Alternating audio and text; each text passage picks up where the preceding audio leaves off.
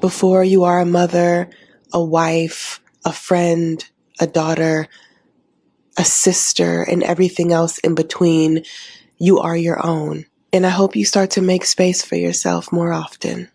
Welcome back to the Taking Up Space podcast, where we amplify the voices of individuals who unapologetically take up space. So, as you know, I'm Jessica, and we are here for episode 9, which is all about health. And I am joined by the most beautiful guest to my right, Dr.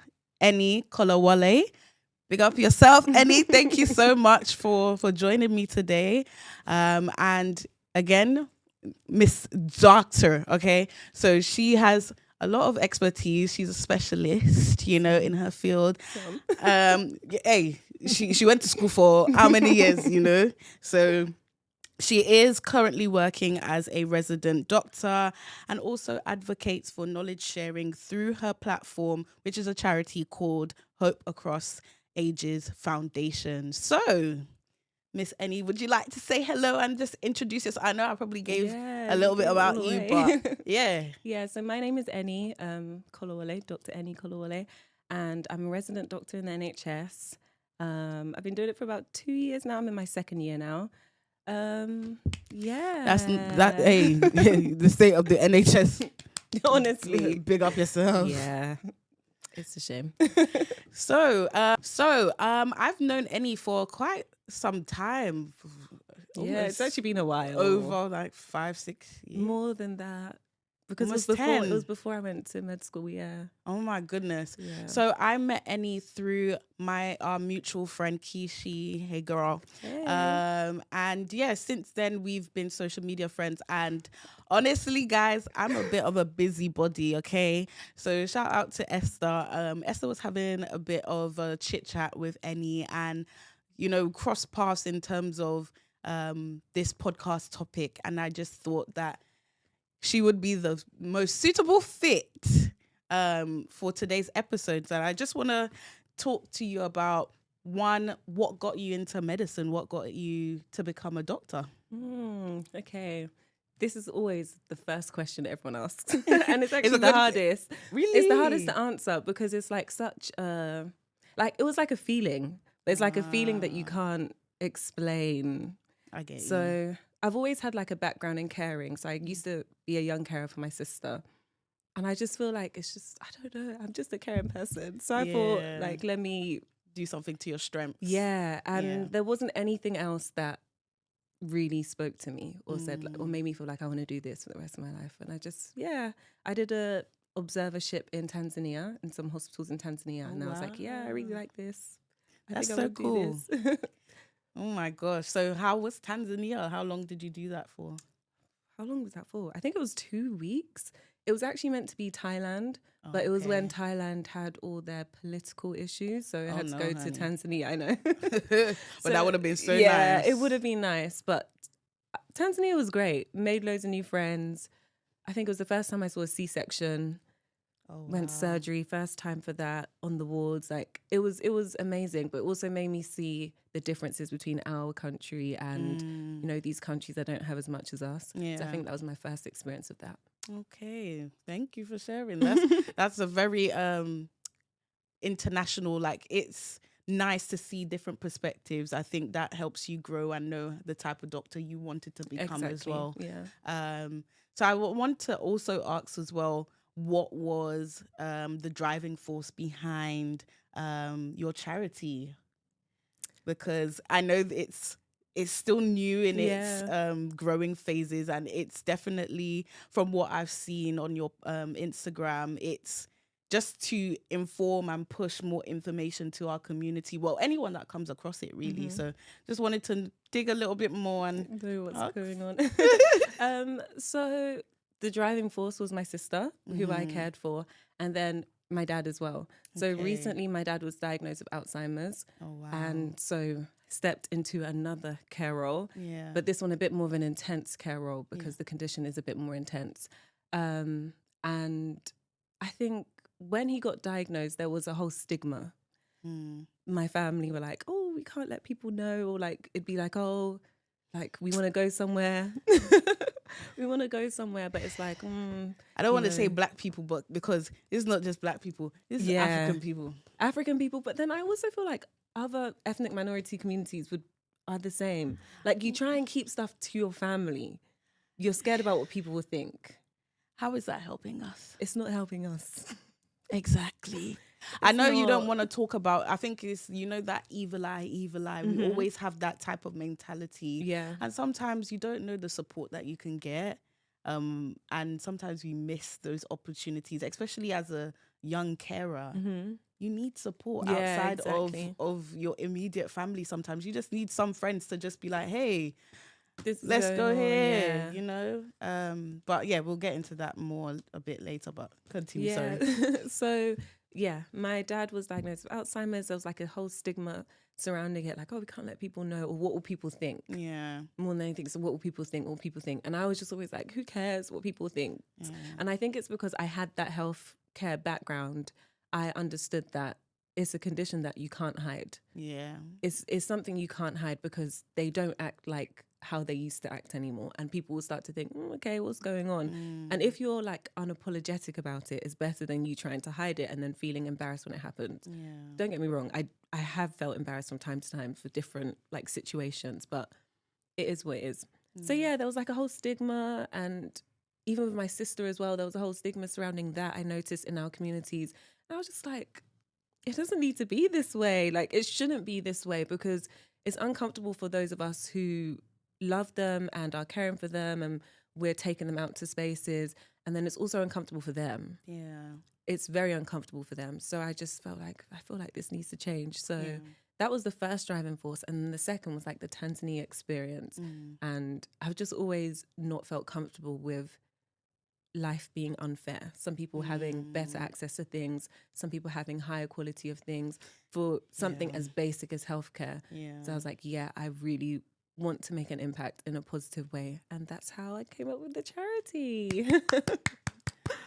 Obviously, Annie doesn't know, but basically this resonated with me because I was also a young carer for my mum.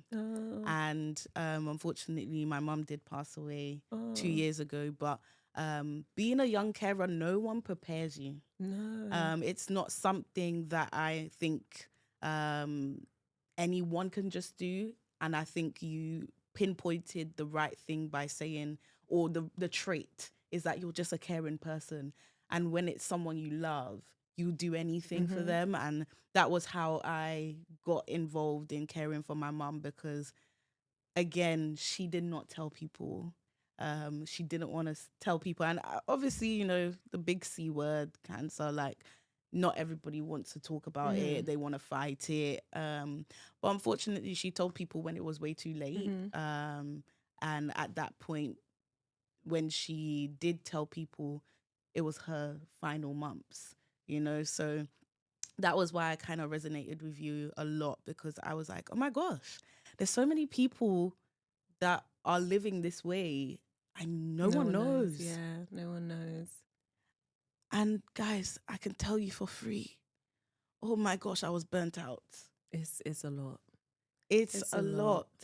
Like, the responsibility is a lot. You are no longer, though you may be a certain age, maybe 25, 26, 27, mentally you're not that age anymore once you start having care. You grow up really quickly. Literally. Like, the type of forms you have to fill out, the conversations you're having, and I think one of the things that pressed on my heart the most was the reliance of that family member, especially if they're in pain or you see them deteriorate so much, and you remember what they were, or they can't really speak for themselves. And I hope I don't cry this episode, but you're actually making me no, but like, just that emotional weight is a lot. It's a lot. So I'm just gonna ask you a few questions, which we'll both answer, because I think we can share a bit of our experience with others. And I think one of the first ones is, what and I think I just answered it myself, but what are the biggest emotional or physical challenges you faced whilst caring for your sister or your dad? Okay. First of all, I want to say I'm really sorry to hear it's that. okay, girl. I'm really sorry.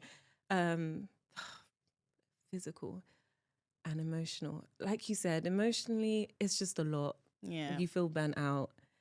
And then with my job, it's a lot. Yeah. With my job, it's a lot. When I was studying, it was a lot. It was just a lot. That's all. It is just a lot. In fact, let me stop saying it was, because it's just a lot. Like, there was a time I had to take like 2 weeks off work or sick leave because I just couldn't do it. I just couldn't go to work. I just couldn't come back home and then have to do. So I just took the time off. Physically, so with my dad, with Alzheimer's, I'm not sure if people know, so I'll just give a little bit of a background. But basically, the best way to put it is that when someone has Alzheimer's, it's like they're aging backwards. So it's an adult basically turning back to a child. They need prompting for personal hygiene. They need prompting to eat. They need prompting to do anything. Anything that they want to do, they'll ask you, because it's almost like you're talking to a child again. You know, the way a child relies on their parent, that's how that family member will now rely on their carer. So the physical aspect is having to do things physically for my dad a lot of the time. And something else is sometimes with Alzheimer's, they could be aggressive. And that we actually had an incident.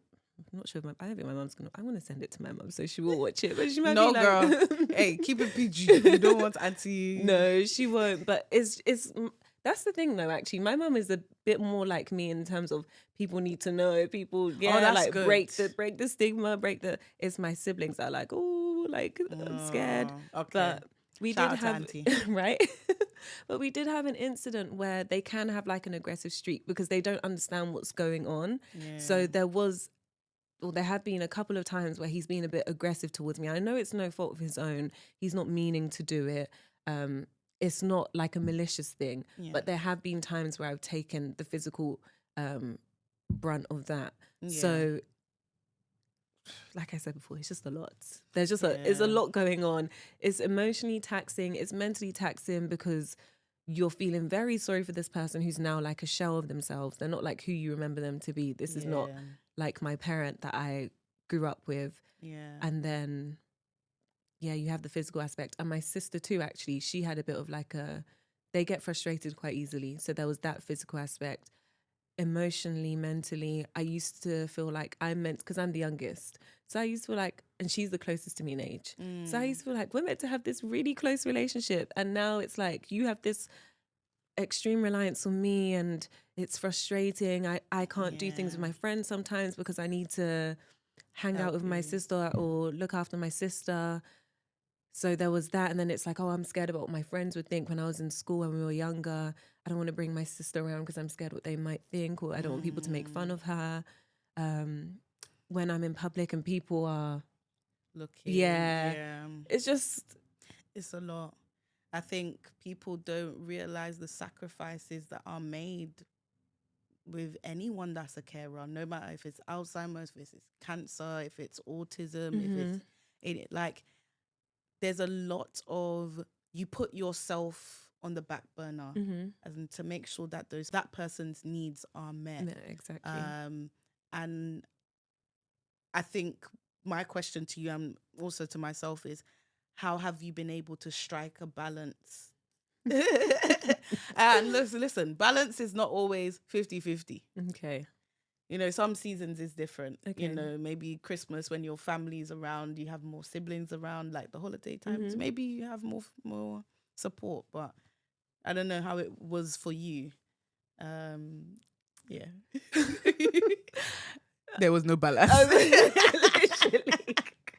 literally what I was thinking. I'd say we're still finding the balance. I'd say it's a work in progress. We're still trying to find the balance. It's difficult because sometimes I want to put my foot down and be like, yeah, there needs to be balance. I'm not doing it no more. But then the person's in front of you, you're like, oh, but I can't just. No. So I would say it's a struggle. If you have any tips on how you found balance, then please share. it was difficult for me as well. Obviously, I'm the oldest of my mum's Okay. kids, and at the time, my sister wasn't around, Mm. so it was just me, and I just started like a full-time job. So you could imagine, um, I was exhausted, and sadly, guys, I'm one of those people that can't drink caffeine. Oh, So same. the way I tried to keep myself going was I was having a whole pack of Okay. chocolate digestive biscuits every day. Yeah, sugar rush. No, That what? was the only, because imagine sometimes during the day, because my mum also had reablement carers. Mm-hmm. So they would come in for a total of maybe 2 hours a day, Okay. help like wash her, feed or help feed her. And, you know, sometimes again, because they're regressing, Mm-hmm. like the cancer had spread to her brain, like she didn't want to eat, like I would have to spoon feed her. So Mm-hmm. sometimes I can't do my work until the evening time. Oh, okay. And then sometimes, you know, if they're, because she was bedbound, she's uncomfortable in the night. Sometimes she might be crying, so I have to help adjust her. So I would be up at all time. So just to get through, yeah, guys, I was really chucking them back. Those McVitties. That's it. You say chucking them back. Listen, you would be surprised. A 2-pack would be finished like that. Oh no. Like, don't bring me chocolate digestive biscuits now. I can't do it. But the best way I found balance was outsourcing things. And again, guys, this is only if you're able to. I just knew that because I was by myself, responsible for my mum's care, I had to get some sort of support because I was running really thin. So like, for example, when the carers would be coming, I had a ring doorbell installed, a key lock, so they would be able to have their key outside. I got a parcel box so that her medication could be delivered and dropped, so I didn't have to go to the pharmacy. Okay. I got a family friend who was a caterer to help me with her meals. Okay. I got a cleaner, like just things where I could then focus on, okay, her forms, her appointments, those things, because people don't realize the admin is a whole other job in itself. And if you're like me that works in maybe corporate or yourself where your brain is Already your job, working, like sometimes my head is hot. My head be hot, like, so yeah, that's the only way I was really able. Oh yeah, and getting cameras. Yeah, so so when the room that my mum was staying in, I got a camera where I could speak through the camera. Okay, I get if you. she was a bit like, especially, you know, you get some good carers, some bad carers. Okay. Obviously, if it's your family, you know, again, you might get some good family members that are good carers, and you may get some bad family members that are carers. But that camera was able to help me where, okay, if I had to go to work, I could speak to her through the camera, or if I had to go to the shops and she was like a bit anxious of me leaving, I'd be able to check in on her and reassure her that I'm on my way back. So well, that's good. yeah, That's really good, actually. That's smart. I had to, it's only God. It's only by God's grace, honestly, because I don't think I would have been able to make it as far as I did if I didn't start thinking proactively on the really things. smart. How long did you do it for? So I would say from around, she had her surgery in August and then she passed in Feb. Oh, yeah. So quick. Yeah, she lost her ability to walk by September. So yeah, for quite some time. But yeah, she's at rest now. So that's I'm just praying. I think sometimes as well, having a perspective change, because I think sometimes I was in a stage of like, woe is me, like, oh, at that time when she lost her ability to walk, I was just newly 25, you know. So I got my big girl job. I was thinking, I want big girl, like I'm gonna be buying this and this and going on holiday, and then life happened, you know. So but one thing, especially from a faith perspective, that I had was God saw me fit to care for my mum in her last days. And that is an honor, because again, that's not a responsibility that just anyone gets. So I would say the same for you, that hey, you did so well with your sister. That's God's hit. Oh yeah. I was gonna say, God is. Yeah. I'm fit. I've proved myself. I'm fit. Yeah, but don't worry. Okay The reward that you will get is invaluable. I think one of the things that has come out of this journey was health is wealth. Like, I have a new understanding, because I was able to see the changes so closely. It made me really value life, and which is why this podcast was birthed, really. That you have to take up space, you have to live life to its fullest, because once you start going and going and going, what's left? Yeah, it's not coming back. Yeah. And yeah, I think that's from my perspective of how I've been able to balance and stuff. How did you feel like your interactions? How did you manage like your interactions with like healthcare providers and the systems? Obviously, you have a little bit more insight because you work for the NHS now, but how did you navigate that? So, okay. So I'm speaking from two angles again. So with my sister, I'm not gonna lie, I feel like the healthcare interactions were mainly with my mum. My mum would do most of that because I was much younger then. I was in like primary school, secondary school. So my mum did most of that. I think my interactions in terms of her were with like education providers. Okay. And then because I was caring for her, we have a very close relationship. So there's no one that will talk to my sister and will not know about her sister any. Okay, so it was always stuck to her like glue. Yeah, exactly. So that was fine. But I think with my dad, much more involved. I was actually the one that took my dad for his MRI scan for when they diagnosed him. Yeah. And I mean, I think because I am in like healthcare, I think I did sort of understand how it goes. And when he did remember a bit more, he would always tell them, "Oh, my daughter is like studying medicine," or "This is my daughter, this is my daughter." So I think they could see how much I meant to him. So they were always okay. Like they were always very understanding. And I think as his condition started to progress, they would ask him questions and realize that he's not giving a answer that's relevant. Yeah. So then I think they just directed it to me. Like they would know, okay, this is one of his main carers.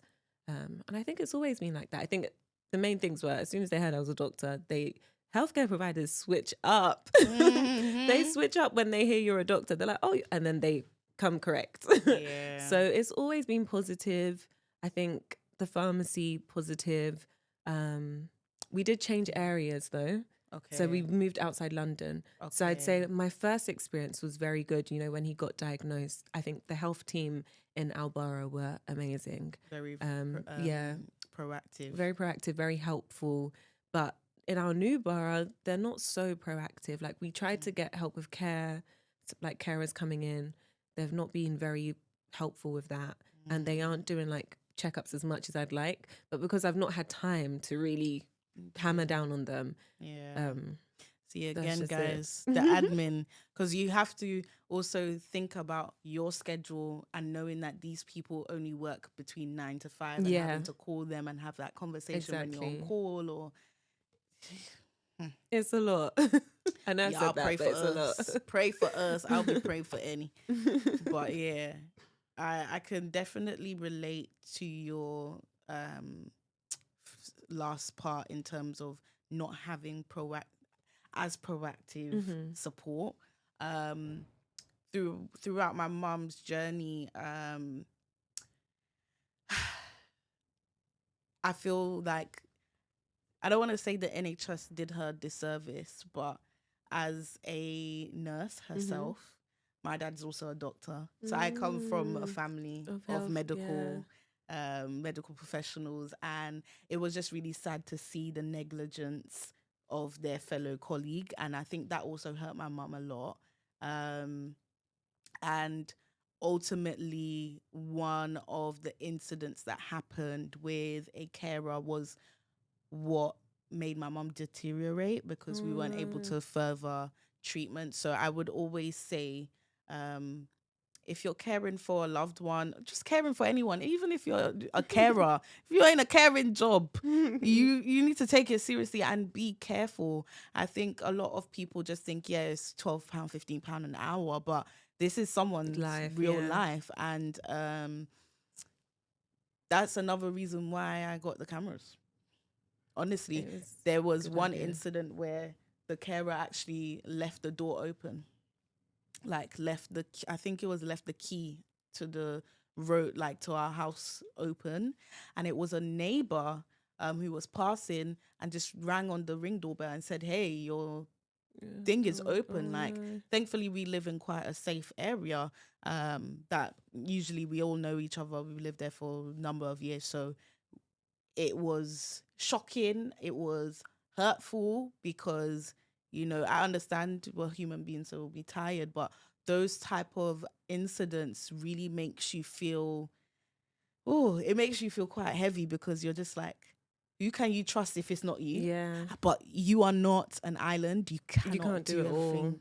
You can't do it all. You know, so I was a bit type A, I'm not going to lie. I had a whole binder.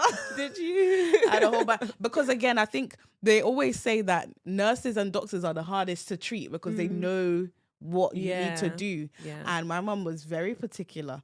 My mum did not even want to be in the hospital, guys. Like, she wanted to be at home. So I had to make sure, okay, her food is this temperature. You do warm water for her. Yeah, girl. It was a lot.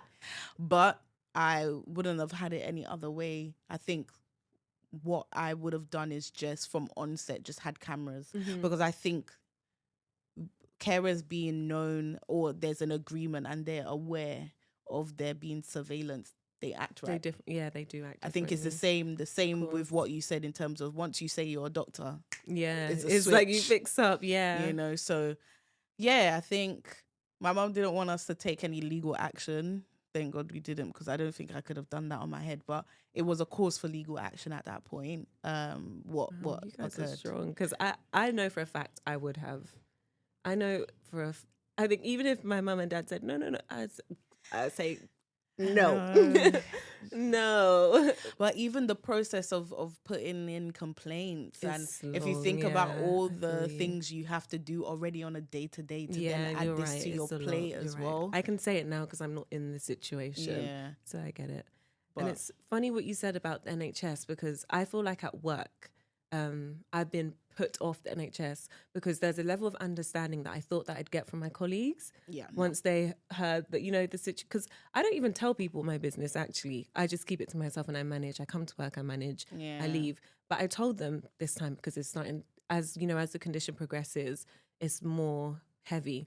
So I've told them, but I feel like there's been no empathy, no sort of like consideration. And I just felt really disappointed. I was like, wow, you guys are meant to be the most empathetic people. You guys are caring for people I just realized, no, I don't know. I don't know if it's the pressures of the NHS, but it was really disappointing. I think sometimes, becoming a carer really highlighted that you are the main character in your own life. Like, no, seriously, because I experienced the same thing, but mine was different. Mine was from my community. I think when people aren't in those shoes, they will never understand. No. And that's why they say, like, compassion, like you have to walk a mile in that person's shoes until they have firsthand experience. They don't realize, like, the emotional toll is already heavy. The mental weight is already heavy. The physical weight is already heavy. And then you're trying to live your own life and forge your own path. You can't do everything difficult. In tandem. Yeah. You know? So for me, I had a lot of lack of empathy from some family members, which really made me shine my eye. Whoa. Shine your eye. I shined my eye. I said, wow. And especially when, you know, it's from sorry, I hit it again. But especially when my mom was a very giving person, a very Like, even in her wake, like, the turnout was just insane. Like, there was no seats anymore. Like, people were up to the entrance of the door of the venue.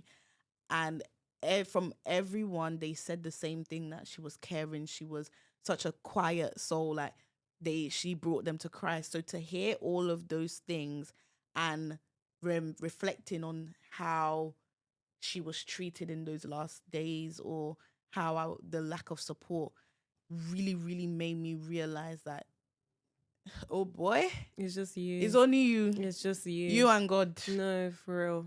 So it's great that you and your mom and your siblings are able to stick together and, you know, alternate, and even that your mom has your support. I'm telling you, it's very invaluable, because it really can deteriorate your lifespan. Yeah. You know, so the stress. They say stress. What does it say? Is a silent killer. Yeah, exactly. So I think on that, what type of conversations or what tips or advice would you give anyone that falls into a carer responsibility? Child. What is the first thing that's coming to your head? Like, the first thing that comes into my head is to find support, like you said. I think those of us who are able to do it, you know, keeping your struggles and your issues and your role and everything to yourself, I feel like we are a different breed, but it's very much not healthy. It's not. It's not healthy. If you're not saying it out, your body's internalizing it. It's not healthy. Yeah. And I think I've done it so long now that I just continue doing it. And also, the process of finding support to me just feels so long. Well, girl, you got me. I know. I'm speechless, because there have been so many times I've sat there and I'd be like, I just wish I can talk to someone. Like, you can talk to your friends, and your friends will say, oh, I'm so sorry to hear that. Or they might even say stuff like, oh, it's crazy. Like, I remember your dad when he was, and it's like, yeah, it's empathetic. And I do feel that, I'm so sorry, but like you said, you don't understand until you've gone through it. You really don't. Yeah. So I think the support thing is a big thing. I think having a support system of some sort. I don't know if it's a support group, a support chat, a support news board. I don't even know what they have online. Church Church, community. yeah. Like, I'm telling you. These are I think that's my biggest tip, is having support, because I think you underestimate the way things are going to go and the toll it's going to take on you. So you really do need that support. 100%. I agree. I think my advice and biggest tip is self-care. Though you are responsible for another individual, you're also responsible for yourself. So having little outlets to still care for yourself. So for me, I like a little bit of beauty. And so I remember I won a giveaway at the time to get my eyebrows microbladed. Ooh. So like I got that done. Or my auntie, shout out Auntie Tolu, she would pay for my massages every month. Yeah. Oh, that's so lovely. Like, honestly, I needed that. Thank you, Shout Auntie. out to Hannah. Hannah was my masseuse, and I would go once a month and just have that downtime, just to relax a little bit, because it's 24/7, 30 days, 31 days. Do you understand? Except February, 28 days, 27, whatever. But that is still very important, because you still have a life to live as well. And I think you can lose yourself. You do. A lot once you have that title. Yeah. And actually another one that I've just thought of is accept. Ooh. Accept what's going on. Oh, yes. That's my biggest tip. Yeah. Accept it. Oh, gosh. I believe in a God of miracles. I really do. And I do believe that he does perform miracles. God most definitely does perform miracles. But even if the miracle is coming, up until the point of the miracle, it's just easier for yourself if you accept what's going on. Yeah. That whole denial phase, it can really... it can really, it stunts the way you show up. Yeah. Like when she says acceptance, you have to go through all the stages of grief, guys. Like at one point I wanted to move out. Oh, really? I was like, no, I can't do this. My mom needs to go into a facility because it was just a lot. And I think that's when I got that perspective change of God saw me fit to be in this position, and, you know, bonding with my mom a bit more was, again, invaluable. I think now I cherish those moments a lot now. And I think I wish one of the tips I also would give is listen to the person that you're caring for. Just because they have an ailment doesn't mean that they're not a person, like a full human being. Listen, like actually converse with them.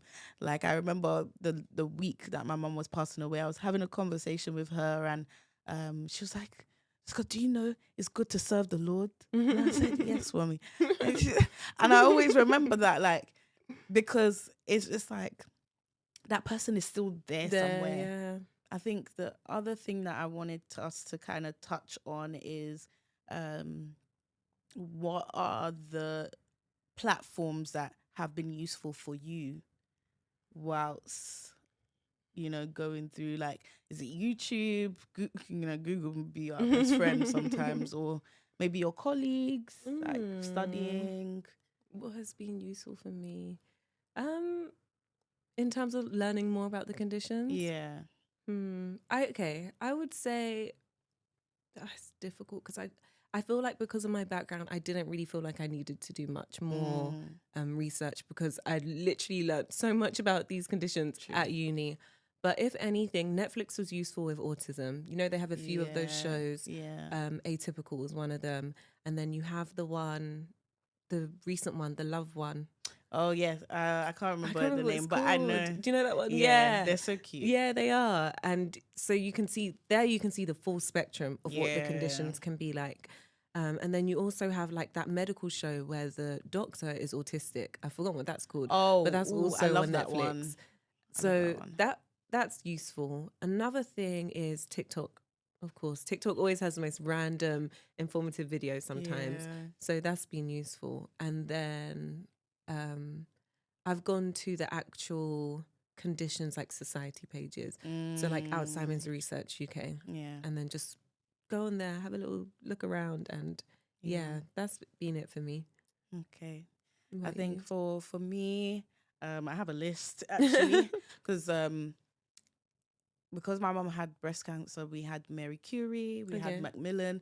Macmillan was so great with even just sending hospice support to the house, to check in, the district nurse that comes in, because, you know, listen, Niger know they carry last, okay? Most of the nurses were, you know, Nigerian or African.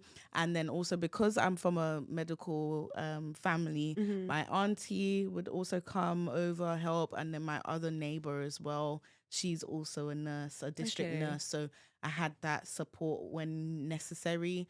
And also my dad, just being able to speak to him about, okay, they're telling me to do this, or they need to test for this and XYZ. But for me, on the other side, emotionally, having a therapist, having, there's also Cruise, which is a support group. I think you can speak about grief, but there's also support groups in your local councils as well for carers, where you can meet up with carers. It's like, you know, like AA. Like AA for carers. I don't know what's the best word to say, but that as well. And likewise as well, I use the NHS website and knowing about like how to care for someone, because for me it was all new. But I think it made me now appreciate any type of ailment, and it made me want to also destigmatize, like, go and get checked, guys. Like, whether it's bowel cancer, you know, Chadwick Boseman passed away from bowel cancer. He was someone that also kept it private, you know, And if you're fighting it alone, just make sure you're looking at the support that you can get, and make sure you listen, there it's there for a reason. Even like endometriosis, push on your GPs, get that support. Breast cancer, be checking yourself from time to time, your underarms, your boobs. Prostate cancer, men, be going to check when they're calling you for your pap smear. Girls, go for your go for your cervical screening. Sickle cell, like especially in our community, donating blood, but also, guys, do your testing, do your blood, like know your blood type before you're procreating, like know your genotype. Okay, like are you A or are you O? What's the other one? B? Yes. And then also do the testings for, if you can, especially if you're in a company, if you're working, and have the opportunity to be tested for ADHD, for autism, dyslexia. Listen, the government has those supports there.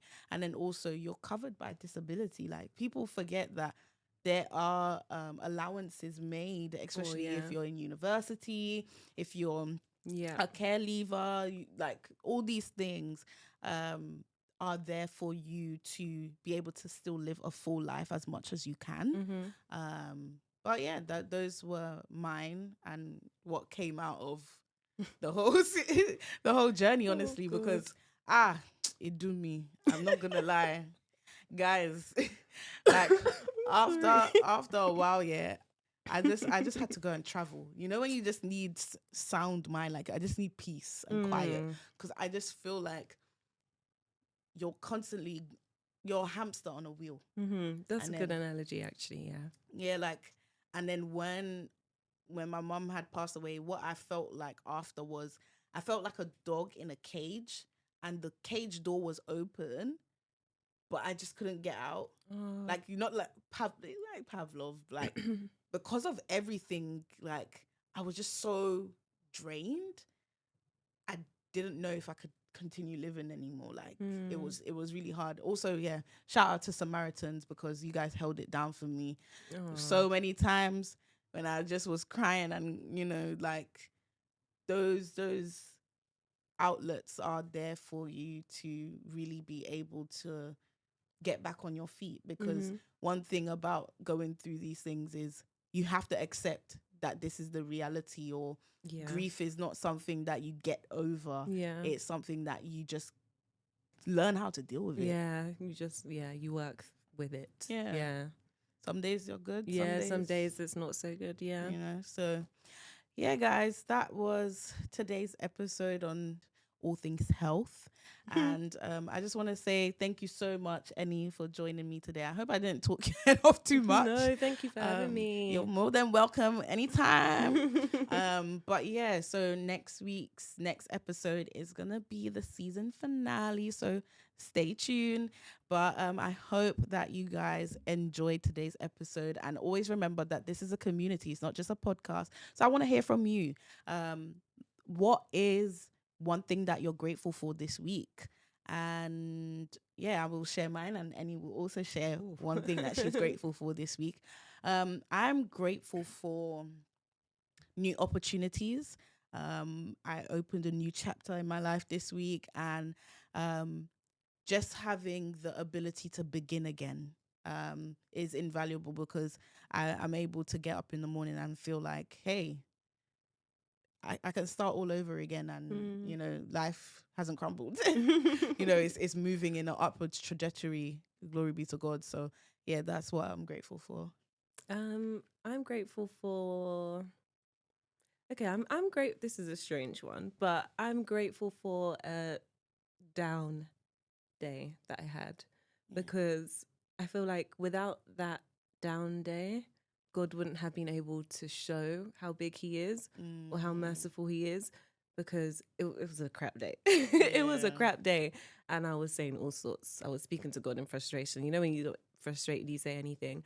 But I feel like if I hadn't said those things, or if I hadn't, you know, released all of that, God wouldn't have had an opportunity to sort of turn it around and show me like, you were speaking crazy, like, and now look at what I've done. Yeah. What do you have to say now? So I'm grateful for that down day, because I was able to see, I'm not going to say how great it gets, because it can get greater, but I was able to see how good it gets. Yeah. And I was able to feel good and see like him. that. So yeah, you always have to release. I'm not gonna lie, and it just makes you feel a little bit lighter. yeah, after. I definitely did. I definitely did.